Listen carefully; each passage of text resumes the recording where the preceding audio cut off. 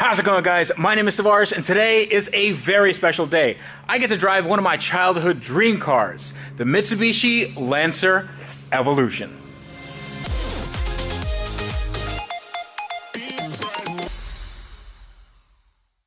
So if you guys are new to the channel, thank you so much for watching. I really hope you enjoy it. One of the things I love to do, other than working on cars and getting my hands dirty, is actually driving cars. And today is going to be a really special day because this car has been on my car bucket list for quite a long time. Now, this is not my car. I haven't bought it. I'm not renting it. This was actually given to me for a little bit of time by the guys at PrimeDriven. And the reason why is because you can actually win this exact car. So the way the giveaway works is that every dollar you spend on their website, whether it's shirts or merch or mugs or whatever, that goes to a ticket to buy this car. And not only can you win this car, but you can win this car plus $5,000 cash.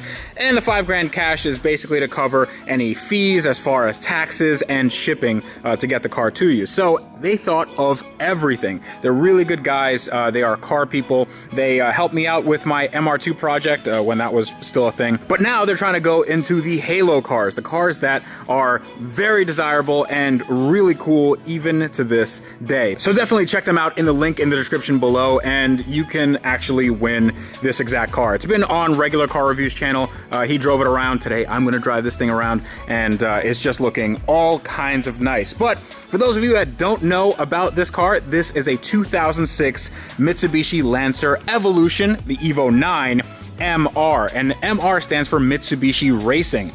This is kind of the special edition of an already special edition car. Consider it a GT3 RS of the Mitsubishi Lancer line, and it's looking really, really nice. I love the paintwork. I love the color. I love the gray on black. It's almost like a Stormtrooper vibe. But what sets the MR apart is the fact that it has a 6-speed manual transmission.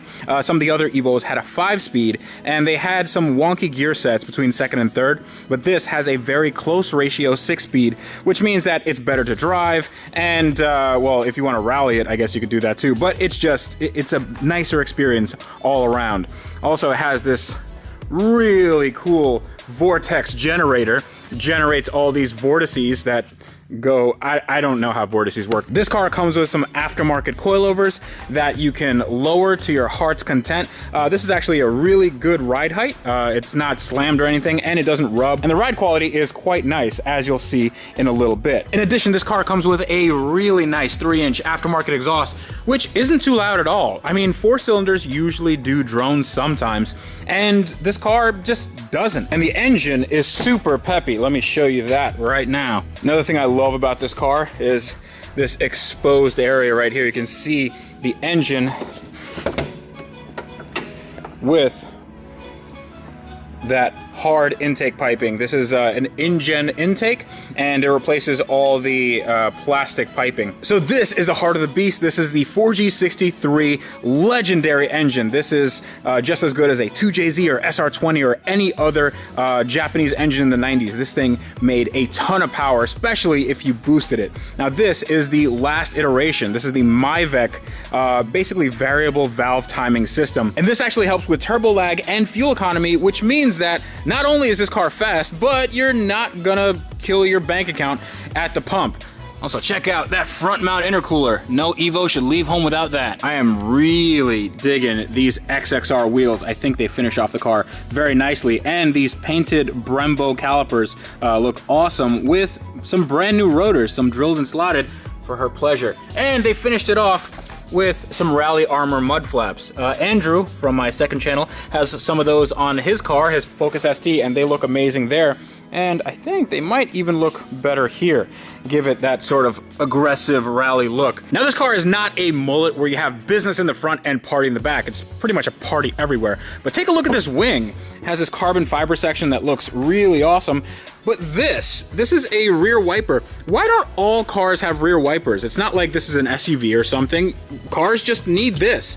I don't know why manufacturers don't think that rain goes on rear windows. Why you don't need to see. Okay, anyway, I'm getting a little ahead of myself. This is a really cool thing. So the one thing I enjoy most about this car, just sitting here, is the fact that it has a little bit of pedigree. Now the pedigree is not only its rally heritage and the fact that it goes hand in hand with the likes of the Subaru WRX STI, but the fact that this is basically a supercar killer, or at least you can hang with supercars as they did in Top Gear, where this went against that on the Top Gear test track, and that couldn't pull away from this. Way faster than you through here, sunshine. Now I don't have a test track, and I definitely don't have a running Murcielago, at least not yet, but what I do have is some Florida roads and a nice day, so let's take this thing for a drive.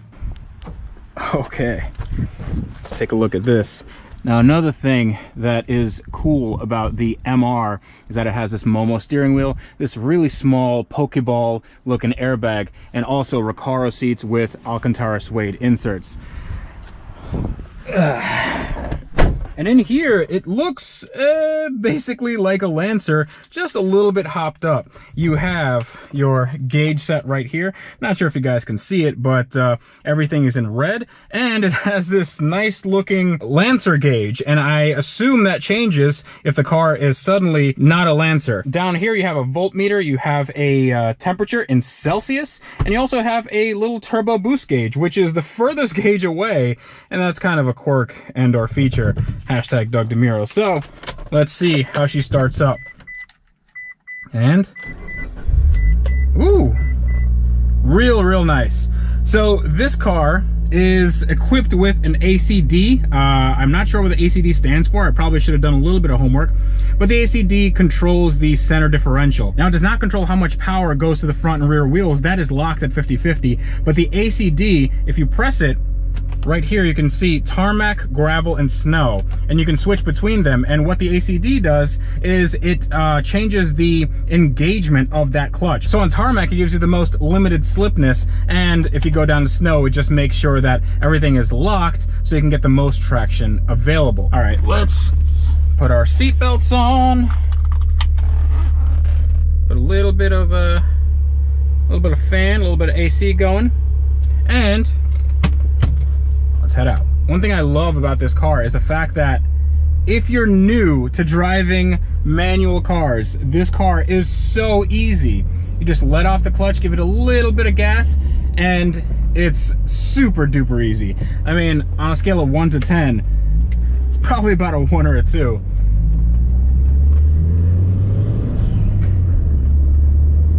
Another thing that's awesome about this car is the fact that it revs so much, even for a turbocharged car. Usually they're a little bit torquey in the mid-range. If you have a turbocharger, they don't want to put too much on the top end, but this thing revs and revs and revs. It's like a Honda, basically. Oh yeah. Now I just noticed that I had it in snow mode on the way over here, and it didn't seem to mind, so that's okay. One thing I love is the 2 to 3 shift. Woo!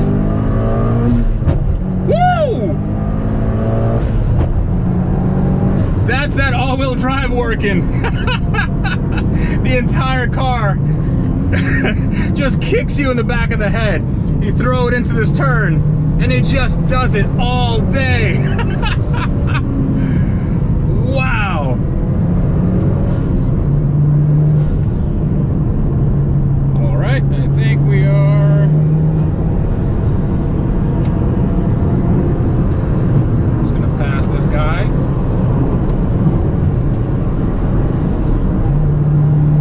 I love the way this car picks up speed and holds the road.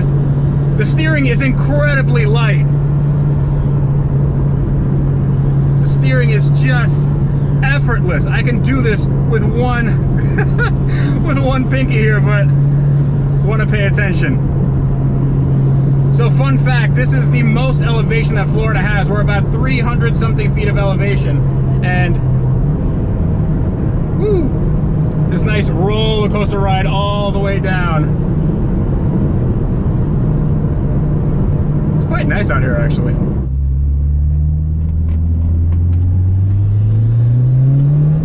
What I love is how flat this thing corners.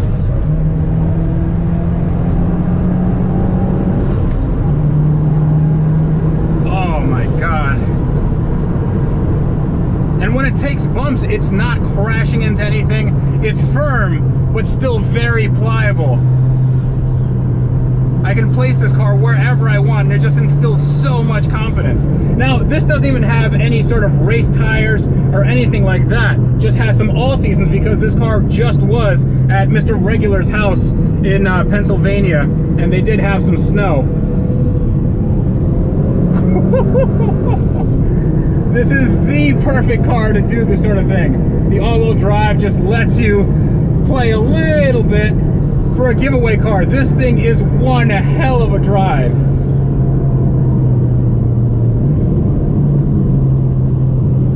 So when I was a kid, I always looked up to these things and I thought, I'll never have the chance to drive one of those because they were just unobtainium. All the rich kids used to have these in high school, and I was always a little jealous, but now that I can drive it, I'm still jealous that they had it, but man, I wouldn't want to be anywhere else right now. And I can see why this thing kept up with the likes of a Lamborghini. It is so nimble, it feels incredibly light. It's like it's telepathic. I know I don't want to sound too Top Gear-y here, but I'm just thinking about where I'm going to put the car, and a car just does it. And this was made back in '06. So this car is already 13 years old. While it doesn't drive 100% like a brand new car, it still is one of the best bargains, one of the best performance bargains and handling bargains that you can get anywhere. So a little while ago, I drove a Honda Civic Type R, a brand new one. And to be honest, I didn't have as much fun as I'm having in this. It was a great car, but I felt that it would be even better with all-wheel drive. It would be even better with a drivetrain that wasn't, well, it wasn't that front-wheel drive, honestly. And this is that car. If you're looking for a Honda Civic Type R, you can save 10 grand, get one of these. It'll look a little bit better in my opinion. It'll look a little bit more timeless, and it'll drive like nobody's business.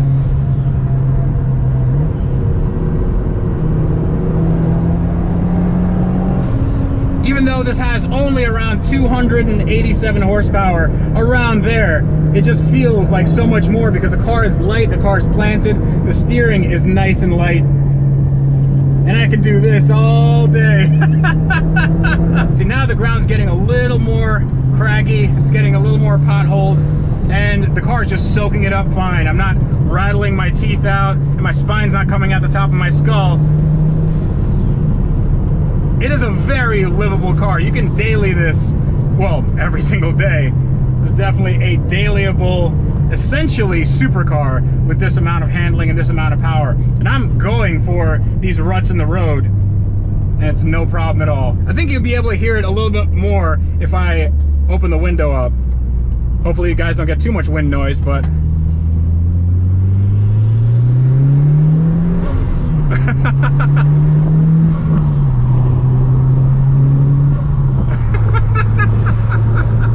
I can't imagine how fun this would be if you added another 100 horsepower, which you can easily do in this car.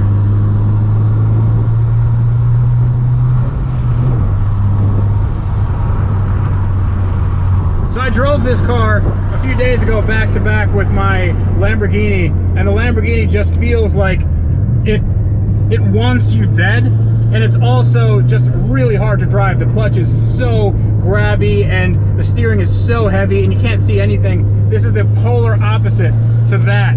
It just feels like anybody can drive this car. I could put my grandmother in this car and she can do the same thing.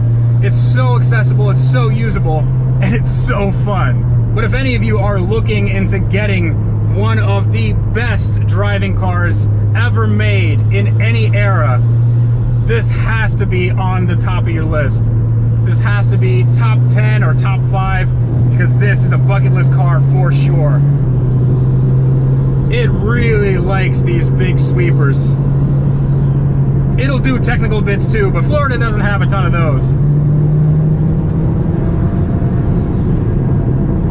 And it really does feel planted. My kidneys are in the passenger seat. Woo! All right. think it's time to end this video. Man, this is a good car. Ah, good car. So, final thoughts on this car. You can get one of these right now for anywhere between $15,000 and $30,000. These have gone up quite a bit in the last few years because people start realizing how good they really are.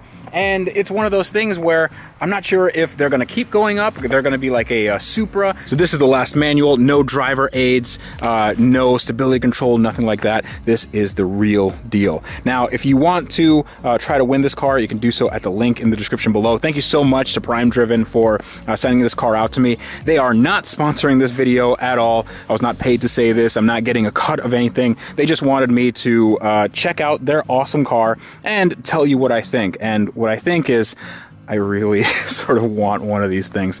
These are amazing. So if it were my money, I would just buy the best one that I could, the one that has not necessarily the least amount of miles, but the one that's been taken care of the best. Something like this. So that's gonna be it for today's episode. This was a Sunday drive. We can actually call it that if you want. Let me know if you want to do more of these in the future. I certainly had a lot of fun doing it. But we will be doing more build videos coming up tomorrow, because that's when we start the Lamborghini build and finish off all my other builds or whatever's in progress.